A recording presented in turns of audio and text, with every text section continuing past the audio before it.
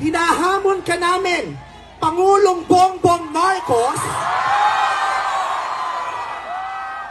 kung gusto mong magkaroon ng magandang legasiya, ang pangalan mo, ipakulong mo lahat ng magnanakaw. Nakatingin kami sa iyo, Pangulong Bongbong Marcos.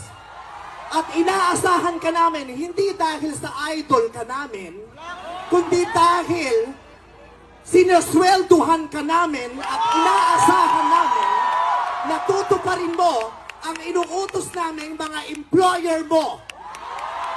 Kami ang nagpapasahod sa inyo. Tapos na ang panahon na natatakot tayo sa gobyerno. Takutin natin ang gobyerno dahil ang kapangyarihan nasa sa atin, wala sa kanila. Nakatingin kami sa inyo. Ipakulong. Lahat ipakulong. Pawiin ang mga ari-arian.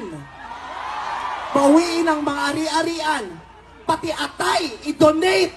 Ibigay ang atay. Pati mata, i-donate. Walang ititira kasi nga, hindi tayo pwedeng maawa dahil mga... Maraming salamat sa inyong lahat. Sasamahan namin kayo hanggang mamaya.